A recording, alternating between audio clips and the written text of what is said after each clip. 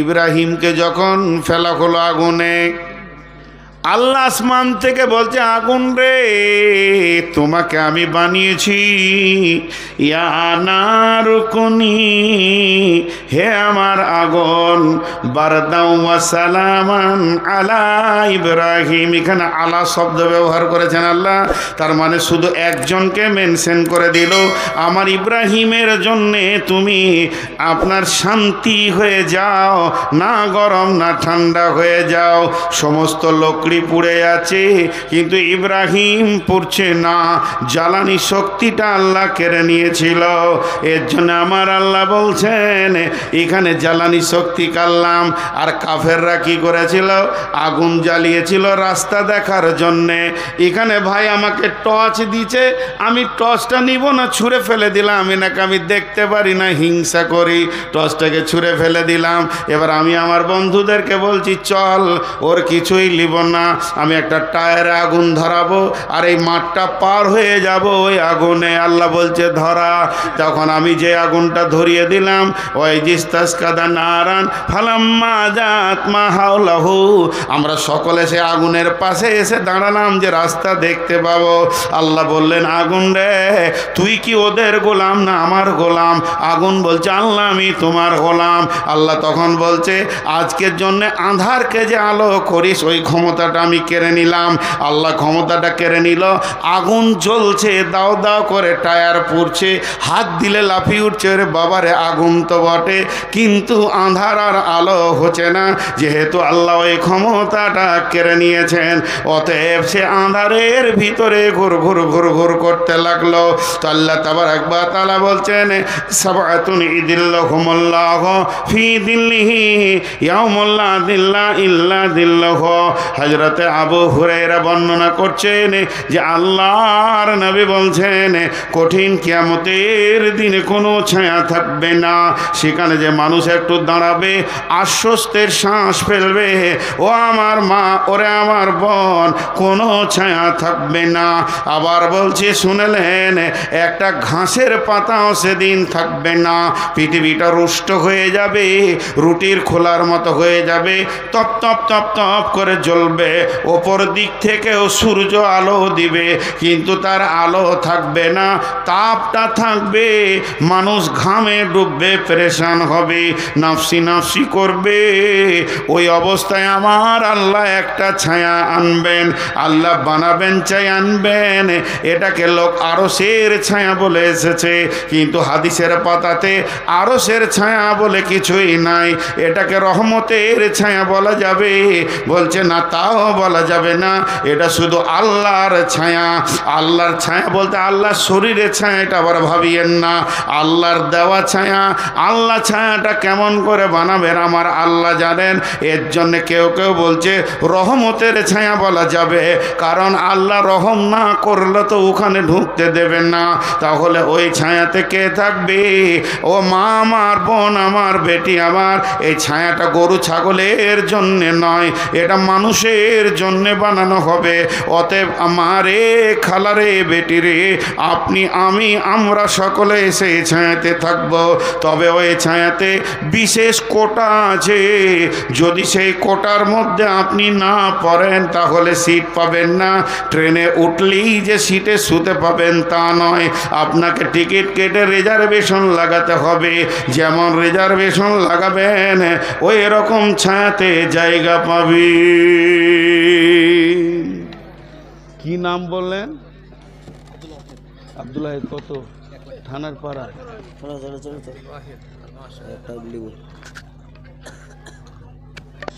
আব্দুল ওয়াহিদ, থানার পাড়া, 1 লক্ষ টাকা দিয়েছেন। আল্লাহ তার দানকে কবুল করুন, বলেন আল্লাহুম্মা আমিন। আল্লাহ তাকে জাযায়ে খায়ের দান করুন, আল্লাহুম্মা আমিন। এবং সেই মোতাবেক তার ব্যবসা বাণিজ্যে আল্লাহ লাভ দান করেন।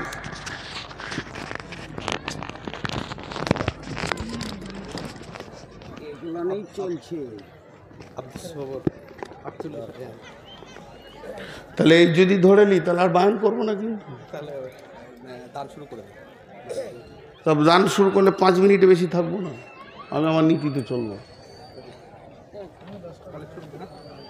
কালেকশন করে দেব, আপনারা চুপ করে বসে থাকেন, ঠিক আপনাদের কালেকশন দায়িত্ব ওনার। তার কাটা আমরা বেশ বুঝতে পারছি। আমি যদি কালেকশনই শুরু করি তো পরবর্তী দিনে জালসাতে আমার নাম হবে কালেকশনের বক্তা। আমি লাইফে ওটা করি নিয়ে করবো না, তাতে আপনারা আমাকে লেন আর না লেন, মিনিট 5 শেষ দিকে করি দেবো। এইটা হলো আমার নিয়ম। এইটা হাদিসটা তো শুরু করেছি, তো আপনারা উঠিয়েন না। দেখেন আজকে এই মাদ্রাসাটা আছে বলি এই জালসাটা পেয়েছেন। মাদ্রাসাটা ধ্বংস হয়ে যাক এটা আমি চাইছি না, তার কারণ আমিও মাদ্রাসারই ফসল। কথাটা বোঝাতে পারলাম? আজকে মাদ্রাসায় আমি না পড়লে এই কথাগুলো বলতে পারতাম না। তো আপনাদেরকে আমি চটচট করে দিয়ে দিচ্ছি। তো কি বললাম যে ওই 7 জন ওই কোটাতে স্থান পাবে। মা আমার, বোন আমার, একটু ধ্যানের সঙ্গে শুনি। আর আমার মাথা একটু কমজোর, আর এমনি সুগার 488 মেপেছি, তো এগুলো বলে লাভ নাই, কারণ আমার শেফা দেনেওয়ালা আমার আল্লাহ। বলছি কেন? মানুষের রোগের সঙ্গে মিজাজের সম্পর্ক থাকে। বেশি খুটুর করলে ধুমকি শুরু করে দিব, কারণ আমার রোগ যখন আছে তো আমার মিজাজও বেলাইন হয়েছে। অতএব আপনারা ধৈর্য ধরে শুনেন। 3টে বলা হয়ে গেছে, এইটা খালি বলে দিয়ে আমি সমাপনী দেবো ইনশাআল্লাহ। আর আপনারা মাদ্রাসায় টাকা দেবেন তো? চুপ করে আছে, দিবে না, খুব সমস্যা আছে। সভাপতি ঠিকই বলছে, কালেকশনটা এখনই করি। আর আপনারা দেবেন তো? হ্যাঁ, এতক্ষণে শেষকালে বলছি ইনশাআল্লাহ। জি, তো আমার মা খালাদের ভিতরে চাদর গিয়েছে, আপনি বললে তো যাবে। আমি বললে ওটা আমি অন্ধ দেখতে পেয়েছি না, তুমি চলে যাক না। মা বোন আমার, আপনাদের কাছে চাদর যাচ্ছে, যে যতটা পরিমাণে মাল নিয়ে এসছেন আম্মাজান খাদিজার মতো দান করে দেন। একদম একটা ফেরত নিয়ে যাবেন না ইনশাআল্লাহ।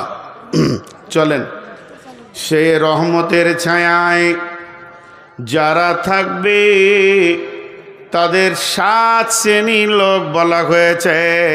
সাবাতুন ইদিল্লুহুমুল্লাহু ফি দিল্লিহি ইয়াউমুল্লা দিল্লা ইল্লা দিল্লুহু। মাঝে আর একটা ছোট এলান করে দিই, এইটুকুন, মানে আমার মাথা ঠিক নাই, ভুলে যাব। এই যে আপনাদের হেড মৌলানা, উনি নিয়ত করেছেন আল্লাহ যদি নিয়ে যায় তো যাবে, নাহলে যেতে পারবে না। হজের নিয়ত করেছেন আমার সঙ্গে যাবেন। তো আমি 3-4 বছর থেকে হাজি নিয়ে যাওয়া আসা করছি। কেন করছি এ কথা আর বলবো না, ফেসবুকে দেখবেন আমি দিয়ে দিয়েছি বহু দালাল চক্র থেকে মানুষকে বাঁচানোর জন্যে। তো উনি আমার সঙ্গে হজে যেতে চাইছেন এবছর আমি হজের নিয়ত করেছি। আমি 7 সালেও হজ করেছি, অবশ্যই এবছরও নিয়ত করেছি। বিধায় যদি কেউ হজ বা উমরা করতে চান তো আমার সঙ্গে যোগাযোগ করবেন, বা মৌলানা ভাইয়ের সঙ্গে যোগাযোগ করবেন। ক্লিয়ার? আর আমি বেশি কিছু বলবো না এটাকে নিয়ে। আর বিশেষ করে ওই হজ আর উমরাকে কেন্দ্র করে আমি একটা ছোট্ট বই লিখেছি, 20 টাকা মাত্র দাম। ওটা পারলে শেষ দিকে নেবেন। 20 টাকা দাম মাত্র। হজ আর উমরা কি লাভ, এটা মানুষের কাছে পৌঁছানোর জন্যে। এখন নামাজের দাওয়াত প্রচুর চলছে, রোজার দাওয়াত চলছে, আর হজ আর উমরার জন্য মানুষ অন্ধের মতো বসে আছে, টাকা পয়সা হয়ে গেছে তারপরও। এর জন্য একটা ছোট্ট বই আপনাদের সামনে এনেছি। যাক, এবারে 7 জন ওই আরো সে ছায়াতে জায়গা পাবে, রহমতের ছায়াতে। নাম্বার 1, আমি চটচট করে গোনাবো, টেনশন করবেন না। নাম্বার 1, ইমামুন আদিলুন, ন্যায় বিচার করনে ওয়ালা। নদিয়ার লোক, থানার পাড়ার লোক, একবার মুখ খুলেন। আপনাদের মুখের শব্দটা লিব, একবার জোরে বলেন, দুনিয়া জানুক আপনাদের এখানে ন্যায় বিচার হয়। নেতারা ন্যায় বিচার করে? ভাইয়ের আমার শুনেলেন, বিশ্বনবীর কাছে একটা মেয়ের খবর এলো। মেয়েটা ইহুদিদের মেয়ে, মেয়েটার নাম ফাতিমা, নবীর বিটির নামের নাম। মেয়েটা চুরি করেছে, ধরা খেয়েছে। আল্লাহর নবীর ফয়সালা, কোরআনের ফয়সালা, হাত কেটে দিতে হবে। কিন্তু মেয়েটা হলো সম্ভ্রান্ত ঘরের মেয়ে। রসুলের কাছে ইহুদিরা এসে দরখাস্ত দিল, ইয়া রাসূলুল্লাহ, আমাদের মেয়ের বিচারটা আমাদের তওরাত থেকে করে দেন, কোরআন থেকে আমরা বিচার নিব না, আমরা হলাম ইহুদি। নবীজি বললেন, তাই হবে, তোমাদের তওরাত নিয়ে এসো, আমি ওটাতেই বিচার করে দিব। তারা একটা তওরাতের হাফেজ আনলো। এবার নবীজি বিচারে বসেছেন, আদালত চলছে। চলতে চলতে ওরা হাফেজটাকে শিখিয়ে দিয়েছে, যে জায়গায় হাত কাটার কথাটা আছে ওইখানটা টপকে দিয়ে পড়ে দিবি, তাহলে আর হাতটা কাটা যাবে না, আমাদের ইজ্জতটা থেকে যাবে। এবার তওরাত পড়তে শুরু করলো। তওরাতে এসেছে চুরির শাস্তি কি হবে। যখনই হাত কাটা শব্দটা এসেছে, ওই জায়গাটা যখন বাদ দিয়ে টপকিয়ে দিয়েছে, নবীজির একজন সাহাবী ছিলেন তওরাতের পণ্ডিত, বললে, বন্ধু আটকে যাও, কারণ আমার ওই জায়গাটা মুখস্থ আছে। এরা তো বেনে গেল। আল্লাহর নবী বললেন, লাউ কানা বিনতি ফাতেমাতা, এটা যদি আমার কলিজার টুকরা ফাতেমা হতো, আমি বিশ্ব নবী নিজের হাতে তার হাত কেটে দিতাম, কোনো রকম কনসিডার করা যাবে না। অতএব পৃথিবীর বুকে যে লোকটা বিচারে বসে এবং হক কথা বলে এবং ন্যায় বিচার করে, আল্লাহর নবী বলছেন, তুমি কিয়ামতের দিনটাকে নিয়ে টেনশন করো না, তোমার একটা ওই ছায়ার ভিতরে কোটা লেগে গেছে, তোমার রিজার্ভেশন হয়ে গেছে। সমস্ত হাসরবাসী নাফসি নাফসি করবে তাপে, আর তুমি এসি রুমের ভিতরে। পৃথিবীর এসি যদি এত সুন্দর হয়, তো আমার রবের এসি কত সুন্দর হবে, সেখানে তুমি আরামে সময়কে অতিবাহিত করবে। ন্যায় বিচার চলে গেছে পৃথিবী থেকে। হযরত উমারের বিচারগুলো যদি বলতে লাগি সময় লম্বা হয়ে যাবে, কিন্তু একটু ভাবেন, ন্যায় বিচার নাই। আর আল্লাহ রসুল বলেছেন কিয়ামতের আগে কি হবে, সাদাল কাবিলাতা ফাসেকুহুম, চরিত্রহীনরা গায়ের নেতা হবে, বিচার করবে। চোর, লম্পট, দাগাবাজ, বেঈমান, খুনি, এরা আবার গায়ের বিচার করবে। আপনাদের নদিয়াতে মনে হয় করে না, সব কটা ফেরেশতা লোক বসে থাকে না, লুটে পুটে খেয়ে ও আবার বিচারে বসবে, এবার গলা উঁচু করে বলবে, এই তুই ঠিক বলিস নয়, আর ওই 50টা কেসের আসামি। হ্যাঁ, এরকম আপনাদের দিকে নাই না? বলছে ন্যায় বিচার যে করবে, আল্লাহ কোরআনে বলছেন, ওয়াইদা কুলতুম ফাদিলু ওয়ালাউ কানা যা কুরবা, যখন তুমি কথা বলবে ইনসাফের সঙ্গে বলবে। কারণ তোমার নরম জিভটা কোথায় রেখেছি জানো? 32টা সৈন্যর মাঝে। শুধু তাই নয়, 2খানা সিআইডি রয়েছে জিভের কাছে, 2টো সিআইবি রয়েছে, 2টো আর কি সিআইডি, 2 ধারে সিবিআই রয়েছে। এখানে রয়েছে সিআইডি, এখানে রয়েছে সিবিআই, আর 2টো চোখ কাস্টম অফিস সব দেখছে। আর 32 জন সিনার মাঝে তোমার জিভটা রেখেছি। আর মগজটা হলো দেহের সুপ্রিম কোর্ট, এই কোর্টের নিচে আদালতের ভিতরে তোমার জিভ বাস করছে। তো আমার আল্লাহ বলছেন, যখন তুমি কথা বলবে আর মিথ্যা বলবে, তো তোমার চোখ, তোমার কান আর তোমার নাক হাসবে, এ বেঈমান কত বড় বেঈমান। আর দাঁতগুলো বলবে, হতভাগারে, তোর জীবনটা বড় করুণ জায়গায় পৌঁছে যেছে। আর মাথা আদালত সব নোটিশ করে নেবে, এত বড় অন্যায় তুমি পৃথিবীতে করলে। যারা অন্যায় বিচার করে, এরা ক্ষমতার জোরে বিচারটা করে দেয়, যে ভেবে আর বিচার হবে না। কিন্তু শুনে নাও, পৃথিবীর বুকে যতগুলি ছোট বড় বিচার হয়ে যাচ্ছে, নিষ্পত্তি হচ্ছে, এগুলো পুনরুত্থান আর একবার কিয়ামতের মাঠে হবে, যেদিন আমার রব এলান করবে, ও মুজরিমের দল, যারা ন্যায় বিচার পৃথিবীতে পাও নাই, আমার কাছে এসো। ওয়াকুদিয়া বাইনাহুম বিল হাক্কি ওয়া হুম লা ইউজলামুন, আমি রব আজকে বিচার করব রে, সকলকে পরিপূর্ণ বুঝিয়ে দিব, কারো উপরে জুলুম করব না, তোমরা আমার কাছে এসে বিচার লাও। একটা মজার ঘটনা শোনাই আমার এলাকায়। একটা সাইকেলের সাথে বাচ্চা ছেলে সাইকেল চালাচ্ছিল, তো এই বাড়ির লোক ধরেন খানিক মাটি এনেছে, ওর বাড়িতে দরকার, তো ট্রাক্টরের মাটিটা ওই বাড়ির দেয়ালের গায়ে ফেলে দিয়ে চলে গেছে। তো একটা বাচ্চা ছেলে সাইকেল ছেলে ওই দিকে যাচ্ছে আর ওই দিক থেকে একটা মোটর সাইকেল আসছে, লেগে গেছে যে সাইকেলের চাকাটা বেঁকে গেছে। এবার বিচার বসছে বিকেলে, পার্টির লোক বসেছে, যে মোটর সাইকেলওয়ালা সেও তৃণমূল আর যার সাইকেল বেঁকেছে সেও তৃণমূল। এবার বিচার কি হয়? বলছে মাটিতে রেখেছে ও আবার শিপে। বলছে অখিই ডাক, তুমি মাটিটা এমন করে রাখলে সাইকেলটা বেঁকে গেল, তোমাকে 10,000 টাকা লাগবে। মেরে দিলে 500 আমার এলাকায় হয়েছে এ ঘটনা। জি তোমাকে 10,000 টাকা লাগবে, মাটি যেখানে সেখানে রাখলে হবে। ওরা দুজন বেঁচে গেল। বিচার কি সুন্দর হচ্ছে দুনিয়াতে, বাহারে বিচার রে। এরা ভাবছে আমাদের কাছে কেউ নাই, তো ন্যায় বিচার করে নেওয়ালা। শোনেন, বাদশাহ নিজে হরিণ শিকার করতে গেছে, এরকম তীর ধরেছে, আর যেই তীরটা পরত করে ছেড়ে দিয়েছে আর হরিণটা তরফ করে লাফিয়ে উঠেছে, আর লক্ষ্যভ্রষ্ট হয়ে গিয়ে নদীর ধারে এক বুড়ি কাপড় কাটছিল, তার ছোট বাচ্চাটা দাঁড়িয়ে দাঁড়িয়ে কাঁদছে, সে বিধবা। ওই ছেলেটাই তার সম্বল, ওর মুখ পানে তাকিয়ে দুনিয়া করছে, এই কানে তীর লেগে গেল, স্পট হয়ে গেল, মারা গেল। বিধবা কাঁদছে, স্বামী তো নাই, ছিল একটা ছেলে, সেও চলে গেল। লাশ আদালতে দিয়ে দিল কাজীকে। বিচার হবে কাজীর, আর করবে কার বিচার? বাদশার।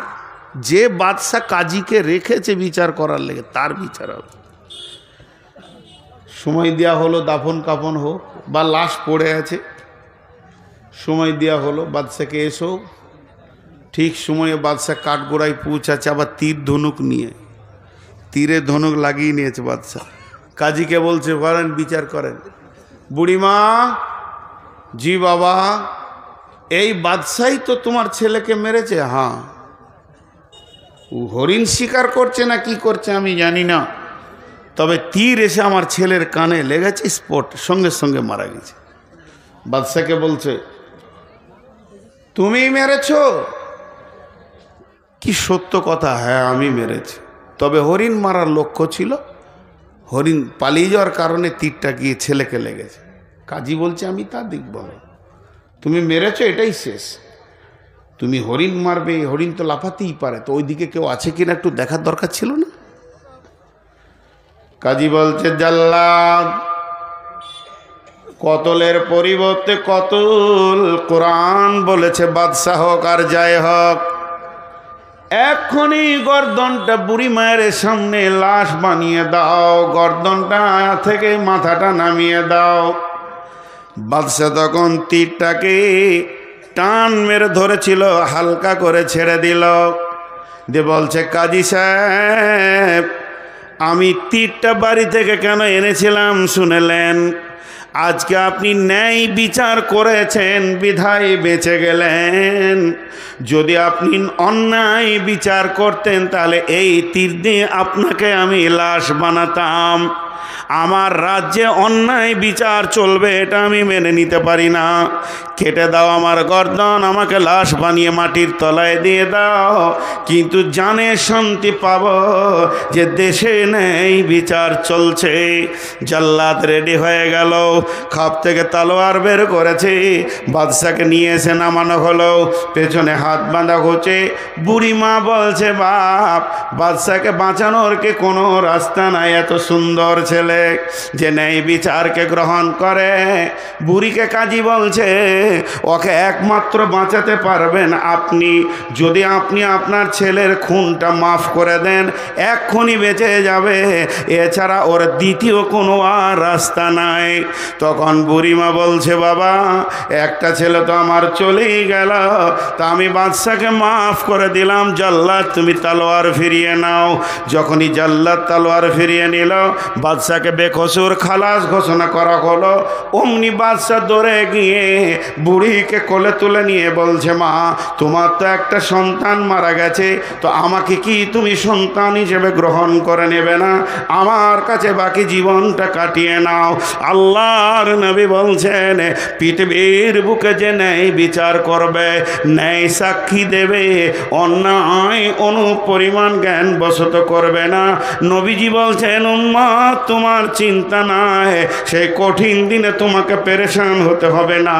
ওই রকম একটা এসি রুমে তোমার কোটা লেগে গেছে। নাম্বার 2, ওয়ারাজুল ওয়াশাবুন শাফি ইবাদাতিল্লাহ, ওই যুবক আর ওই যুবতী যে যৌবনকালে আল্লাহর ইবাদত করেছে, যৌবনকালে বেশি বেশি করে আল্লাহকে ডেকেছে। এখন যুবতীদের যৌবনকালের ইবাদত কি আর যুবকেরই বা যৌবনকালের ইবাদত কি, এটা বলতে গেলে 1 থেকে 1.5 ঘন্টা লাগবে। শুধু আমি শর্টে বলে দিচ্ছি, যুবকের 2টি যৌবনকালে ইবাদত। একটা হলো যে কোনো উপায়ে ইনকাম করে নিয়েছে, অধীনস্থ মা বাপ ভাই বোন বিবি স্ত্রী ছেলে মেয়েকে সুখের দিন দেখানো। যত কষ্ট হয় যুবক, তুমি তিলে তিলে ইনকাম করে নিয়ে এসে খাওয়াও। আর 2 নম্বর যুবকের ডিউটি হচ্ছে ওয়াল হাফিজুন আলি হুদুদিল্লাহ, আল্লাহর দিনের এবং কোরআনের যদি কেউ অবমাননা করে, রক্তটাকে সেখানে তুমি ঢেলে দাও। বুকের রক্ত ঢেলে দিয়ে এসে বেঈমানের জিভটাকে টেনে বের করে নাও এবং তাকে মওতের দরজায় পৌঁছিয়ে দাও। হয় তুমি মরো, না হয় তাকে মারো, কারণ কোরআনের হিফাজতের দায়িত্ব তোমার। এই হলো যুবকের ডিউটি। আর যুবতীদের ডিউটি কে? ওরে আমার বেটির দল, যুবতীদের একটা ডিউটি, লুচ্চাদের হাত থেকে নিজের বডিটা বাঁচাতে হবে। লুচ্চারা যেন তোমার গায়ে হাত না দেয়, লুচ্চা যেন তোমাকে দেখে হাসে না হাসে, লুচ্চা যেন তোমাকে দেখে শান্তি না পায়। এটা তোমার হলো গুরু ডিউটি। এই যুবক এই যুবতী যখন 2 জন নিজের আমলে থাকবে, আল্লাহর নবী বলছেন আর চিন্তা করো না রে যুবক যুবতী, তোমার ওই রহমতের ছায়াতে রিজার্ভেশন লেগে গেছে, তোমার নামে সিট হয়ে গেছে। কিয়ামতের মাঠে আর তোমাকে পেরেশানি হতে হবে না।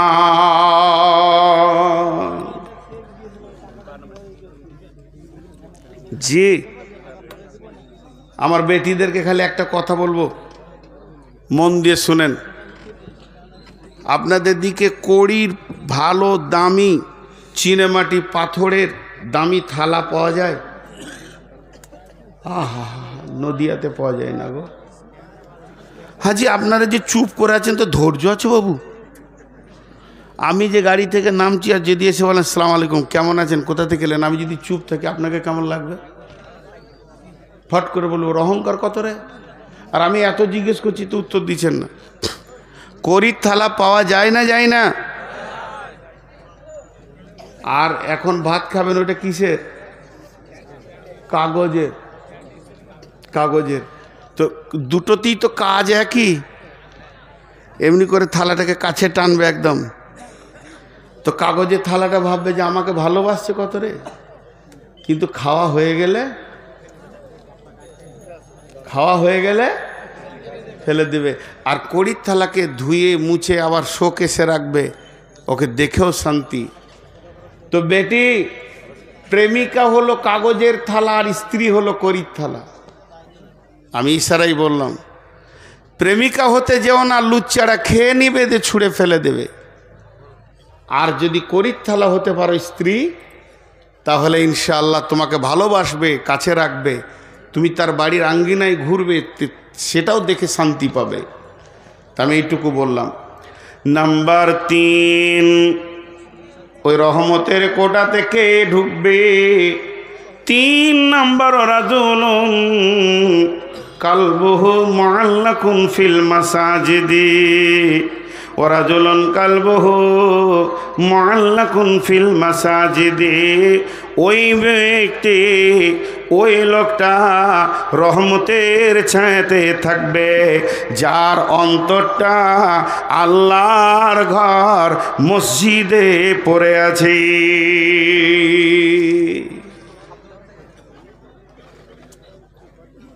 বলো না, আমি যদি 12টা 15 থেকে কালেকশন করি, এটা শেষ হয়ে যাবে। হ্যাঁ হ্যাঁ, বলছে হজে যাবে ইনশাআল্লাহ, আপনারা রেডি হন। এরা উঠছে কেন? এ যা, এরা উঠছে কেন? ও ভাই, কি হলো, পকেট মেরে দিয়েছে? আমার কাছে আসেন। আচ্ছা আর উঠছে কেন বুঝতে পারছি না। না খবরদার, নাউজুবিল্লাহ, এটা কি মানে মাইকে বলার? ও আর স্বামীকে খুঁজছে তো এটা বলে দিতে হবে। হ্যাঁ গো, স্বামীকে গোপনে খুঁজতে হয় গো। ছি ছি ছি ছি ছি। কি নাম? কানুন। আরে বাবরে, দেখেন গো কার বিবির নাম আদালত, নিয়ম কানুন যতগুলো বললাম এর ভিতরে বিবির নামটা ভরা আছে। আদালত, নিয়ম কানুন, যে যান আপনার বিবি আপনাকে খুঁজছে, নিশ্চয়ই কোনো অসুবিধা হয়েছে, বাড়ি যাবে যান। তো 3 নম্বর ওই ব্যক্তি যার দিলটা মসজিদে পড়ে আছে। এটা অনেক ব্যাখ্যার করলাম না। 4 নম্বরে আল্লাহর নবী বলছেন ওরাজুলানে, ওই 2 ব্যক্তি তাহাব্বা ফিল্লাহি ইজতামা আলাইহি ওয়া তাফাররাকা আলাইহি, ওই 2 ব্যক্তি রহমতের ছায়াতে থাকবে যারা একে অপরে আপসে মিলামিশা করে আল্লাহকে খুশি করার জন্যে। 2 বান্ধবী আপসে চলাফেরা করে, তাদের উদ্দেশ্য আল্লাহ খুশি হয়ে যাক, আবার আল্লাহর জন্যে ছাড়াছাড়ি করে। ওয়া তাফাররাকা আলাইহি, ওই 2 ব্যক্তি আল্লাহর জন্যে মহব্বত করে আর আল্লাহর জন্যে ছাড়াছাড়ি করে, এরা ওই রহমতের ছায়াতে জায়গা পাবে। এটা মজার কথা আপনাদেরকে বলি। কোরআন হাদিস এমন একটা জিনিস, যত পড়ব তত নতুন, যত পড়ব তত নতুন। আমি আমার জীবনে সূরা ইউসুফের একবারই তাফসীর করেছিলাম, তখন অনেক ছেলে মানুষ ছিলাম, 6 ঘন্টা লেগেছিল। তো গোটাটাই নয়, শুধু ঘটনাটা, আয়াতগুলো নয়, তাহলে তো অনেক সময় লাগবে। তো এখন পড়ছি তো আরও নতুন জিনিস মনে হচ্ছে। তো সূরা মারিয়ামের 70 নম্বর আয়াত থেকে তাফসীর পড়তে পড়তে একটা জায়গায় যে পেলাম, ইবনে কাসিরে লিখেছে যে ভালো বন্ধুত্ব করো তাতেও তোমার নাজাত আছে নেককার লোকের সঙ্গে। বলে কেন? বলে জান্নাতে কিছু লোক ঘুরবে, জান্নাতে কিছু লোক ঘুরবে। কোরআনের কথা বন্ধুরে, আমি তাফসীর বলছি। যাদের মনটা ভারী থাকবে জান্নাতে ফুর্তি থাকবে না। তাহলে আপনার ঘরের মেহমানের যদি মন ভারী থাকে তো আপনাকে ভালো লাগবে না। তো আমার রব আল্লাহ বলবে, গোলাম রে, আমার জান্নাত কি তোমাকে খুশি দিতে পারছে না? তখন সেই গোলাম বলবে, মাবুদ, আপনার জান্নাতে তো কোনো কমি নাই, আমি যা চাইছি পেয়েছি, তবে আমার মন ভালো লাগছে না। আল্লাহ সবই জানেন, তারপরও বলবে, কেন তোর মন ভালো লাগছে না? তখন আমার ওই গোলাম বলবে, মাবুদ, পৃথিবীতে আমার এক বন্ধু ছিল, বড় আল্লাহওয়ালা, নামাজি, আমার আপনাকে ভালোবাসার মতো বন্ধু, কিন্তু ঘটনা হচ্ছে কি, সামান্য অন্যতম ছোটোখাটো গুনহার কারণে ওই জাহান্নাম চলে গেছে। ওকে আমি জান্নাতে খুঁজে পেয়েছি না। সেটা আমার বন্ধু এমন ছিল, তাকে ছাড়া চলাফেরা করি নাই, তাই আজকে আমার মন খারাপ হয়ে গেছে। আমার রব বলবে, তুই কি হাসবি বল, তুই কি আনন্দ করবে তাকে এনে দিলে? বান্দা মুচকে হেসে বলবে, মাবুদ, ওটাই তো চাইছিলাম। এর খুশি করার জন্যে আমার রব তাকে জাহান্নাম থেকে এনে তাকে জান্নাতে পৌঁছে দেবে।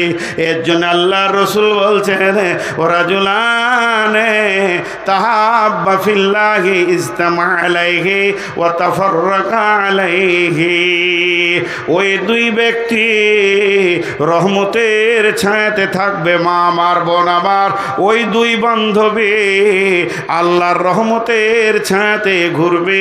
যারা আপসের মধ্যে প্রেম প্রীতি ভালোবাসা করেছে, যারা যে বান্ধবী দুইজন আর যে বন্ধু দুইজন আল্লাহর জন্যে ভালোবাসা করেছে, আবার ছাড়াছাড়ি করেছে তো আল্লাহর জন্যে করেছে, এদের আল্লাহর রহমতের কোটাতে ছায়াতে কোটা লেগে গেছে। এরপরে আবার আল্লাহ বলছেন, নবীজি বলছেন যে শুনে লাও এরপরে কে? আল্লাহ তাবারাক ওয়া তাআলা নবী বলছেন ওয়ারাজুলানে, তারা দুইজন ব্যক্তি যারা আল্লাহ এবং রাসূলের জন্য তাহাবা ফিল্লাহি ইসতামালাইহি ওয়া তাফাররাক আলাইহি ওয়ারাজুলুন দাআতুহু ইমরাতুন জাতা মানসুবিন ওয়া জামালিন ফাকালা ইন্নী আখাফুল্লাহ। ওয়ারাজুলুন, ওই যুবক ওই ব্যক্তি, তাকে কোনো সুন্দরী মেয়ে দেখতে বড় সুন্দর এবং তার মালও আছে, জাতা মানসুবিন জামালিন, দেখতেও যত সুন্দরী মেয়েটা, আবার মালওয়ালা কিংবা পুরুষটা দেখতে বড় সুন্দর এবং টাকা পয়সাও আছে, আর সে কুকর্মের জন্যে তাকে ডাকছে, আয় আয় আয় আমার সঙ্গে মজা লুটে লিছেন। তখন সে বলছে ইন্নী আখাফুল্লাহ, আমি আল্লাহর ভয়ে তোমার কাছে যেছি না। যদি কেউ আল্লাহর ভয়ে দুইজন আলাদা হয়ে যায়, গুনহার কাজে না পৌঁছায়, তার আল্লাহর রহমতের ছায়াতে কোটা লেগে গেছে। এটা হলো 5 নম্বর। আর 6 নম্বরে ওয়ারাজুলুন তাসাদ্দাকা বিসাদকাতিন ফাআখফাহা হাত্তা লা তা'লামু শিমালুহু মা তুনফিকু বিয়ামিনিহি। আল্লাহর নবী বলছেন ওই দাতা যে ডান হাতে দান করবে আর বাঁ হাত জানবে না ডান হাতে কত পরিমাণ মাল গেল, এত গোপনে সে দান করবে। আল্লাহর নবী বলছেন যে যাও, তোমার রহমতের ছায়াতে কোটা লেগে গেছে, তুমি ওই ব্যক্তি যে রহমতের ছায়াতে থাকবে। আর 7 নম্বরে ওই ব্যক্তি ওয়ারাজুলুন ওই ব্যক্তি যে গভীর রাত্রিতে উঠল, যাকারাল্লাহ খালিয়ান ফাফাজাত আইনাহু, অন্ধকার গভীর রাত্রিতে উঠে চোখের পানি ফেলে ডুকরে ডুকরে কামছে। আল্লাহর নবী বলছেন যে গোলাম উম্মত রে, তোমার রহমতের ছায়াতে কোটা লেগে গেছে।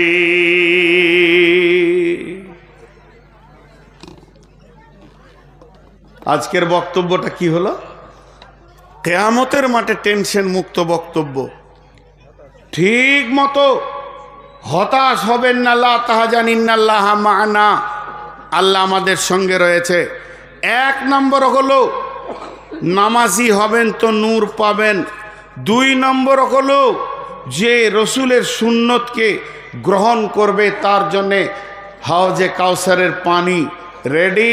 3 নম্বর হলো রমজান মাসে রোজা যে রাখবে দিদারে ইলাহি পাবে, বড় বড় প্রাইজ। আর 4 নম্বর হলো আল্লাহর রহমতের ছায়াতে 7 শ্রেণীর লোক থাকবে।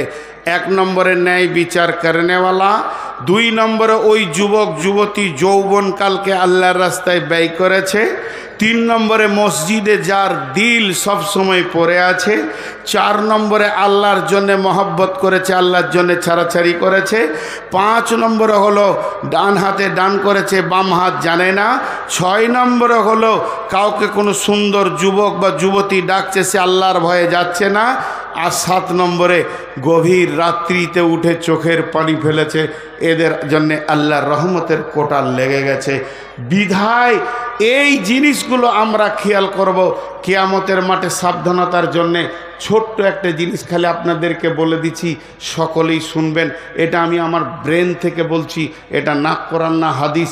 জীবনে যতগুলো হাদিস কোরআন একটু নাড়ানাড়ি করলাম, তাতে 2টি জিনিস পেয়েছি, আপনাদেরকে দিয়ে যাচ্ছি। 1 নম্বর হলো হাক্কুল্লাহ, আর একটা হলো হাক্কুল ইবাদ। কিয়ামতে 2টি আদালত হবে।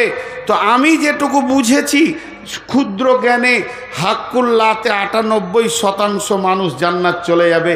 আল্লাহর হকে ত্রুটি হলে আল্লাহ মাফ করে দেবেন, কিন্তু হাক্কুল ইবাদটা বড় কঠিন। আল্লাহ রসুল বলছেন শহীদের 3টে লাভ, ওর গায়ে তলোয়ার লাগার আগে জান্নাতের সেন্ট, 2 নম্বর ওর রক্ত মাটি যখন ছুঁয়ে দেবে জীবনের সাগিরা কাবিরা সব গুনাহ মাপ, 3 নম্বর ওর মতটা পিঁপড়ে কাটার মতো হয়। তো সব গুনাহ মাপ ইল্লা দাইন, কিন্তু ঋণ মাপ হবে না। বিধায় আমি আপনাদের কাছে ছোট ভাই বা ছেলে হিসেবে একটা সাবধানতা দিয়ে যাচ্ছি যে আল্লাহর ব্যাপারে আমরা যত সতর্কতা অবলম্বন করছি, বান্দার ব্যাপারে তার থেকে বেশি করতে হবে। কেন? যে বান্দার দাম বেশি তা নয়, বান্দার হিংসা বেশি, আল্লাহর হিংসা নাই।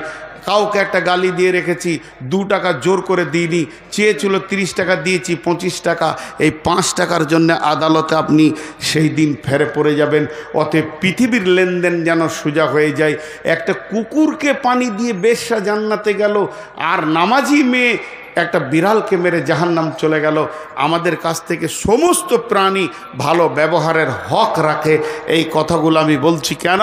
যে কঠিন কিয়ামতের দিনে যেন আমরা বাঁচতে পারি। লা তাহজান, শেষকালে দোয়া দিব, সকলে জোরে আমিন বলবেন। এ আল্লাহ, তুমি আমাদেরকে কিয়ামতের মতো কঠিন দিনে আমাদের সঙ্গী হয়ে যাও। যতটি লোক বসে আছেন আল্লাহর অস্তে দিয়ে বলছি, যখন কোনো মানুষ আল্লাহর অস্তে দিয়ে কথা বলে সেটা রাখতে হয়। 10টা মিনিট 15টা মিনিট উঠা বসা করবেন না।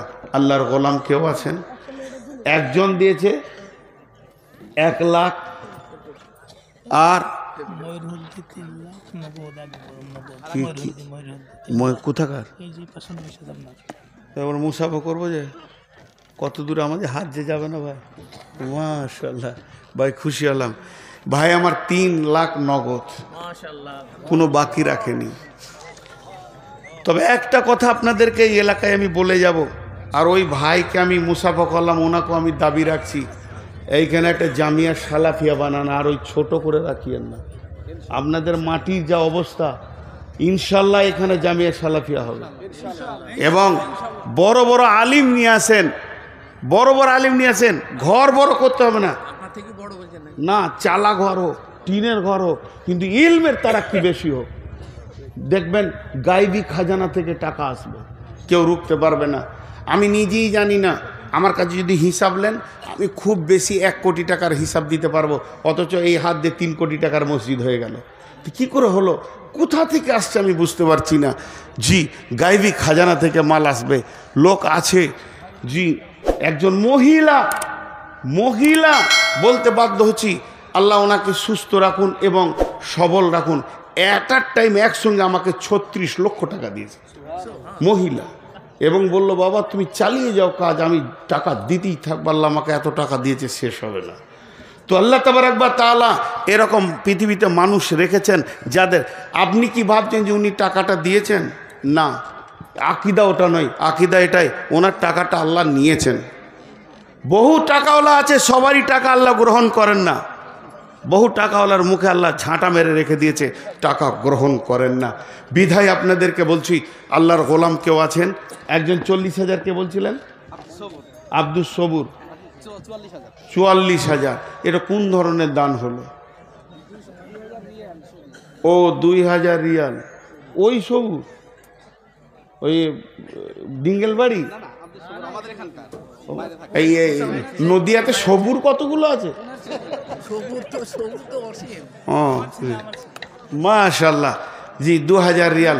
ওকে একটু বলবেন এটাকে মিলিয়ে দেবে, আর দেবে ইনশাল্লাহ। আর কিছু দিয়ে। আর কেউ আছেন? কবিরুল ইসলাম 50,000। আর কেউ আছেন ভাই আমার, আল্লাহর গোলাম রসুলের উম্মত? এই লাইনের ট্যাপের পানি যিনি বসেছেন ঠিকাদার শহীদুর রহমান, প্রধান অতিথি, সুবহানাল্লাহ, 50,000 দিয়েছেন। আর কেউ আছেন? আচ্ছা, মাদ্রাসার বড় গেটটা উনি করে দেবেন, পাট ব্যবসায়ী। আচ্ছা, আপনারা কি শুনবার জন্য এসেছেন? এবার আপনারা হাতটা ঝাড়েন গো, 10,000 20,000 হোক। আরে ভাই, ওনার আছে 3 লাখ দিয়েছে, আপনার নাই 3 টাকা দেবেন, তারপরেও আল্লাহর কাছে গ্রহণ হবে। আল্লাহর দরবারটা সকলের জন্য ছাড়া আছে। আল্লাহর গোলাম আর কেউ আছেন? জি, হাজি আজিতুল্লাহ 5000 টাকা নগদ। কে? হাজি আজিতুল্লাহ। হাজি আজিতুল্লাহ 5000 টাকা নগদ। মাশাআল্লাহ। আর উমরা টুমরা করবেন না? হাজিরা সব বসেই যাচ্ছে।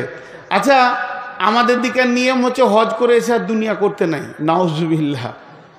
সূরা বাকারা আয়াত নম্বরটা ভুলে গেলাম, যেটাতে লেখা আছে মাসরুল হারাম, ওইটা পরে দেখবেন। মুজদালিফার রাতে ইবাদত রসুল করেননি, শুয়ে কাটিয়েছেন, এবং ওখানে একটা মসজিদ আছে, মসজিদে মাসারুল হারাম। এই আয়াতটা তফসিরে দিয়েছে যে ওই জামানায় হজটা বাণিজ্য মেলা হতো। কারণ কোন দেশে পণ্য কি দাম আছে, কি কম আছে, কোন দেশে রপ্তানি আমদানি করা যাবে, সাহাবীরা হিসাব করে নিতেন এবং ব্যবসা করতেন সারা বছর।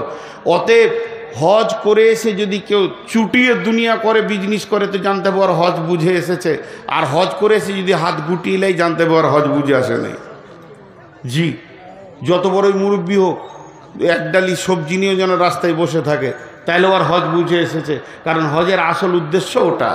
আর কেউ আছেন আল্লাহর গোলাম? আল্লাহর গোলাম কেউ আছেন?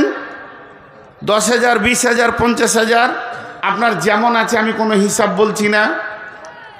জি, আর এ কই দেলোয়ার না কি নাম ওই ছেলেটা কই? আরে বাবা, তুমি এই কটা নিয়ে যাও। হ্যাঁ, গরিব মানুষের মাল। জি, ভালো ছেলে। ওখানে 20 টাকা বই, আমার হজ বা উমরার বই, আল্লাহর হস্তে।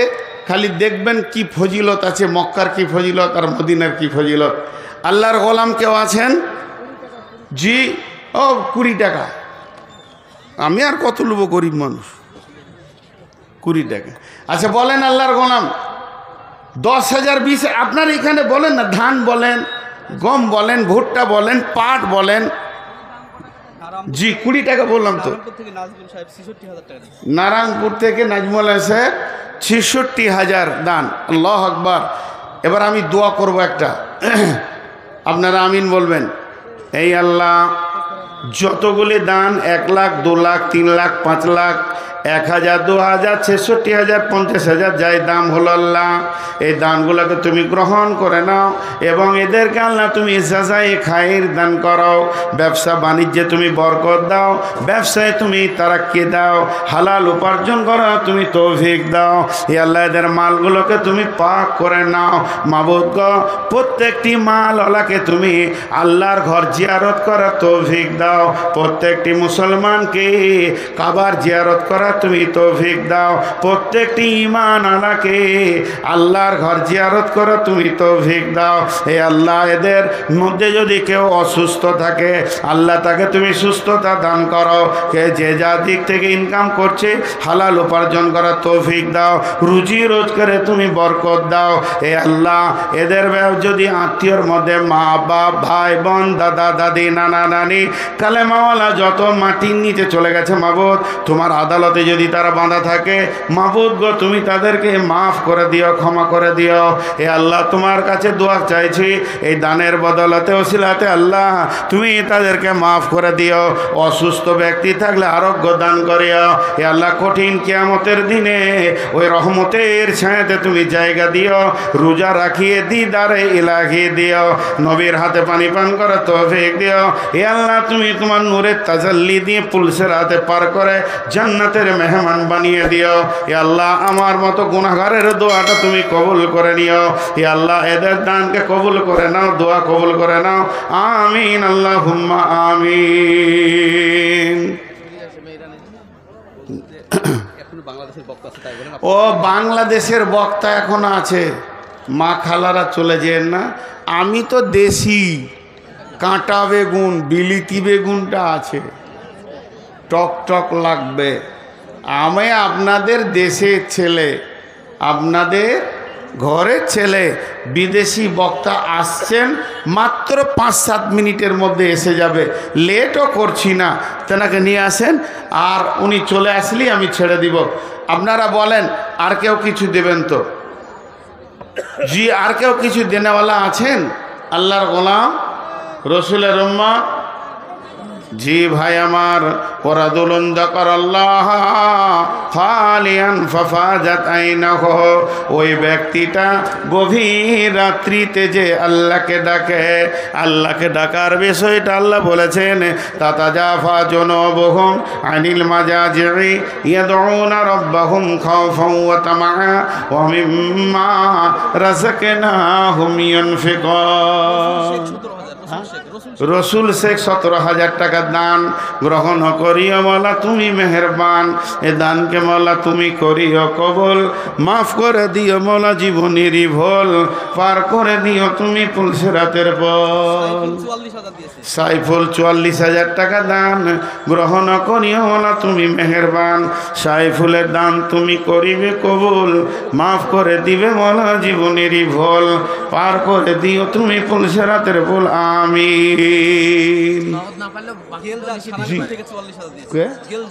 দিলজার কোথা থেকে? সারাংপুর থেকে 40,000। গুলজার সারাংপুর থেকে 40,000 টাকা দান। আচ্ছা ভাই,